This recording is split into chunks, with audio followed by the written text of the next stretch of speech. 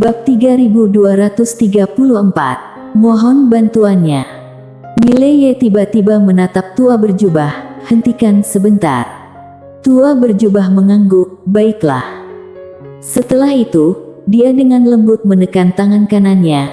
Kekuatan misterius di tubuh Pangeran Jasky segera lenyap. Pangeran Jasky pucat, rebah tak berdaya. Mileye menatap Pangeran Jasky. Aku agak tidak mengerti, apa hubungannya denganku? Pangeran Jasky menatap tajam Mileye, kamu satu kelompok dengannya. Mileye melirik, lalu menatap tua berjubah, apakah kita satu kelompok? Tua berjubah berpikir sejenak, lalu berkata, secara ketat, kami akan menjadi pengikut putramu. Secara beberapa cara, kita bisa dianggap satu kelompok. Mileye kehilangan kata-kata. Sialan. Dia benar-benar tidak punya kata-kata. Tua berjubah tersenyum, hormat kepada pewaris kebenaran agung, menjadi satu kelompok denganmu adalah suatu kehormatan. Sambil berbicara, dia melirik Pangeran Jasky yang terbaring lemah di tanah. Semut semacam ini sebenarnya berani menantangmu, mati tidak disayangkan. Bolehkah aku melanjutkan? Mileye berpikir sejenak, lalu mengangguk, silakan. Berani. Pangeran Jasky berteriak marah, Mileye, kamu berani. Kamu. Saat itu, tua berjubah tiba-tiba mengangkat tangan dengan lembut. Dalam sekejap, Pangeran Jasky langsung berubah menjadi abu. Mileye menatap Putri Kara, kematian dia tidak ada hubungannya denganku, kan? Putri Kara memikirkan sejenak, lalu berkata, aku pikir Sekte Bulan Baru mungkin tidak akan percaya. Mileye segera berbalik ke tua berjubah, bisakah kamu sekalian memusnahkan Sekte Bulan Baru juga? Tua berjubah ragu sejenak, lalu berkata, aku tidak bisa meninggalkan tempat ini, meninggalkan tempat ini dapat menimbulkan bencana besar. Sambil berkata demikian, dia melirik Mileye, hormat kepada pewaris kebenaran agung, maafkan aku yang sembrono, apakah hidupmu di luar tidak berjalan baik? Mileye dengan suara berat, mengapa kamu berkata begitu? Tua berjubah dengan suara berat, semut semacam itu juga berani menantangmu, seharusnya tidak boleh. Mileye tidak bisa berkata-kata. Pada saat itu, Putri Kara tiba-tiba berkata, kamu tadi menyebut bahwa kamu pernah mengalami kesulitan besar pada era terakhir. Tua berjubah mengangguk, ya. Putri Kara tersenyum tipis, bisakah kamu ceritakan? Tua berjubah menggeleng, tidak bisa. Putri Kara agak bingung, lalu menggeleng dengan senyum, baiklah. Tua berjubah tertawa, gadis, ada beberapa hal yang tidak boleh ditanyakan. Karena itu, dendam dan takdir pada waktu itu, bagimu, lebih baik tidak diketahui, itu adalah keamanan. Putri Kara mengangguk, aku mengerti. Mileye dengan suara berat, jadi, jika mendapatkan kesetiaanmu, juga akan menghadapi konsekuensi besar. Tua berjubah mengangguk, ya. Mileye menatap tua berjubah, jadi, apakah kamu mencoba menjebak anakku? Tua berjubah tersenyum tipis, tenanglah, pewaris besar kebenaran agung, jangan khawatir, anakmu mampu menanggung konsekuensi dari kita. Mileye bingung, mengapa? Tua berjubah tertawa, karena dia punya kamu, konsekuensi besar ini di masa depan, dia akan memiliki dukungan darimu.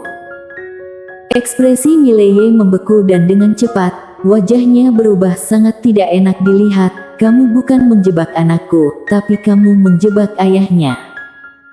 Tua berjubah tertawa kecil, pewaris besar kebenaran agung, kami tidak berpikir akan bertemu denganmu pada waktu ini. Tidak disangka, ini benar-benar takdir. Mileye tanpa ekspresi, aku tidak peduli dengan urusanmu dengan anakku, aku hanya ingin tahu, sekarang apa manfaat bagiku. Tua berjubah berpikir sejenak, lalu berkata, kami akan meninggalkan ini untuk putramu. Mileye menatap tua berjubah, tanpa bicara. Tua berjubah ragu sejenak, lalu berkata, "Pewaris yang terhormat." Mileye mengangkat tangan, "Jangan bilang terhormat. Aku tidak merasakan rasa hormat darimu, berikan sesuatu yang nyata. Kalau tidak, kamu bisa melanjutkan menunggu anakku di sini." Tua berjubah segera berkata, "Pewaris besar kebenaran agung, aku punya sesuatu yang bermanfaat." Sambil berkata demikian, dia membuka telapak tangannya dan sebuah gulungan tebal buku kuno melayang perlahan di depan Mileye. Mileye bingung, "Ini apa?" Tua berjubah tersenyum, "Ini adalah buku akhir zaman." Mileye mengerutkan kening, "Buku akhir zaman?" Tua berjubah mengangguk, "Ya, ini adalah teknik latihan khusus dari era zaman akhir." Mileye membukanya dan melihat sejenak, kemudian menggeleng, "Tidak bagus. Ganti yang lain." Tua berjubah terkejut. Mileye membuka telapak tangannya, teknik inti awal dan teknik inti semesta melayang ke depan tua berjubah, "Lihat sendiri." Tua berjubah membuka dan melihatnya. Segera wajahnya menjadi sangat serius. "Astaga. Ini benar-benar teknik latihan yang diciptakan oleh pemilik besar kebenaran agung." Setelah berkata demikian, dia menatap Mileye, "Pewaris besar kebenaran agung, bolehkah aku menyalinnya?" Mileye berdiam. Dia terkejut. Tua berjubah semakin bersemangat, "Pewaris besar kebenaran agung, sejujurnya, aku bisa merasakan bahwa kamu memiliki harta karun di tubuhmu. Dan dibandingkan dengan harta karunmu, benda ilahi dari zaman akhir benar-benar tidak sebanding. Itu sebabnya aku memberikanmu teknik latihan. Tapi aku tidak pernah menduga bahwa teknik latihanmu juga sekelas ini. Aku merasa malu. Aku merasa malu." Mileye melihat tua berjubah sejenak, lalu berkata, "Kamu bisa memberiku sedikit uang atau sesuatu?" Tidak dapat dipungkiri, dia masih kekurangan uang. Mengelola akademi dan berlatih, semuanya memerlukan uang, terutama sekarang, dia ingin benar-benar melatih pengawal Guanxuan dengan baik. Dia sangat ingin memiliki pasukan yang tak terkalahkan yang dapat memerintah seluruh alam semesta. Tua berjubah melihat Mileye, "Kamu butuh uang?" Mileye mengangguk, "Ya." Tua berjubah berpikir sejenak, lalu berkata, "Ini sebenarnya adalah sesuatu yang kami rencanakan untuk anakmu." Mileye berkata, "Aku akan menyimpannya untuknya. Beri aku akan menyimpannya untuk anakku." Tua berjubah melihat Mileye, "Ini." Mileye bersikeras, "Kamu pikir aku akan mengambil barang-barang anakku? Aku bukan orang seperti itu." Tua berjubah berpikir sejenak, lalu mengeluarkan cincin penyimpanan dan memberikannya kepada Mileye, "Ini untukmu." Mileye segera mengambil cincin penyimpanan, di dalamnya terdapat sebuah jenis batu kristal yang sangat istimewa. Batu kristal ini berwarna ungu tua di seluruh bagian tubuhnya dan memancarkan energi yang sangat kuat. Mileye agak penasaran, "Ini apa?" Tetua berjubah tersenyum, "Ini adalah kristal ungu zaman akhir, ada di dalam ruang waktu zaman akhir, merupakan kristal spiritual eksklusif dari zaman akhir yang sangat membantu bagi mereka yang berlatih." Mileye mengeluarkan satu dan merasakannya. Segera wajahnya menjadi serius.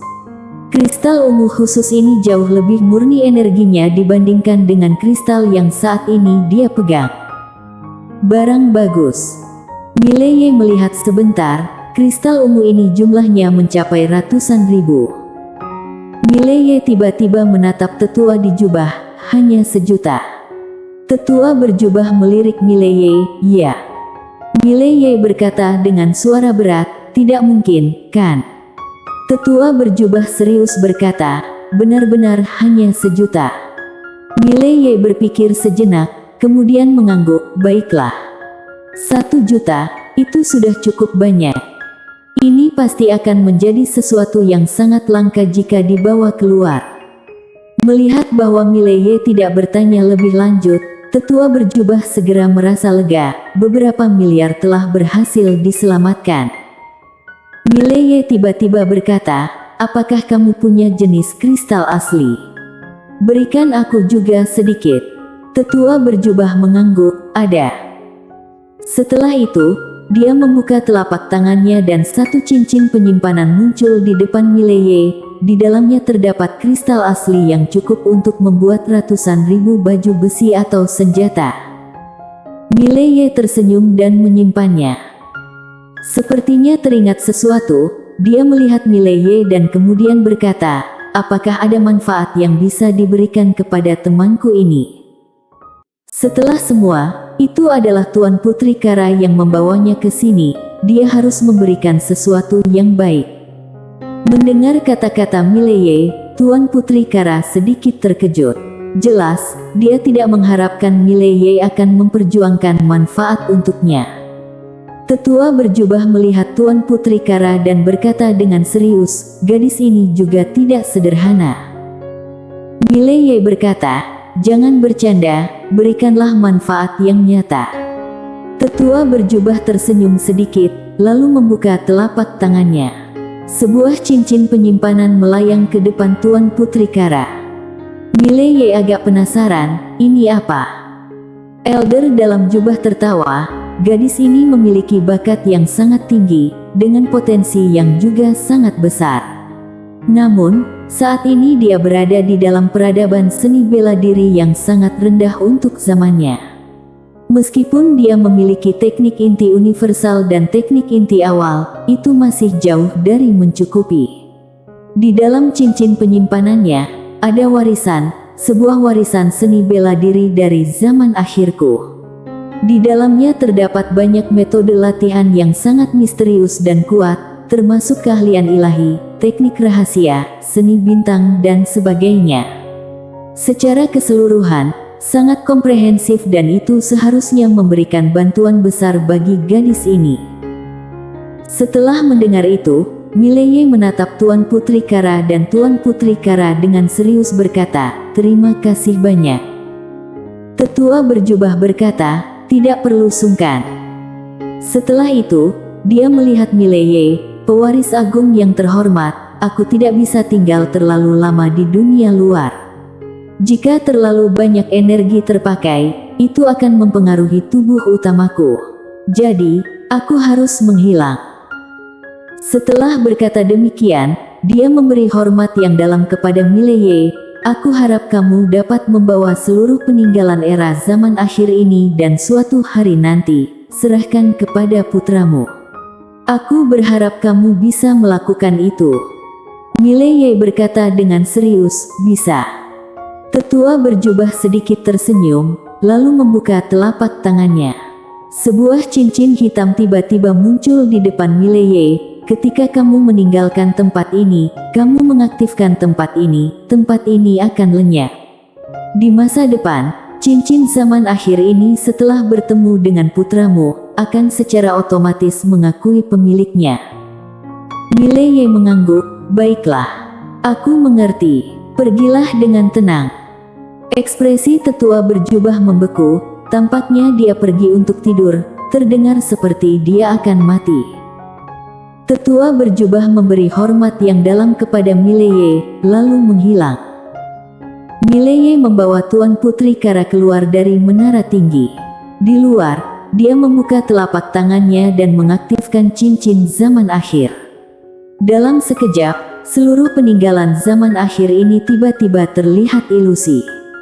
Dengan cepat, seluruh peninggalan zaman akhir itu lenyap dari pandangan mereka. Mileye melihat cincin zaman akhir di tangannya dan tahu bahwa seluruh peninggalan zaman akhir ini disimpan di dalamnya. Sepertinya dia ingat sesuatu, dia memberikan tekanan dengan tangan kanannya, tetapi cincin zaman akhir itu tidak bergerak sedikit pun. Melihat adegan ini, Mileye terpaku. Tuan Putri Kara berkata, sepertinya cincin penyimpanan ini terbuat dari bahan khusus, mungkin tidak ada barang ilahi yang bisa merusaknya di dunia ini. Mileye tiba-tiba mengeluarkan pedang biru gaib dan dia menggarisinya di cincin zaman akhir. Celing. Tanda pedang muncul di cincin zaman akhir. Tuan Putri Kara. Tetua berjubah. Bersambung.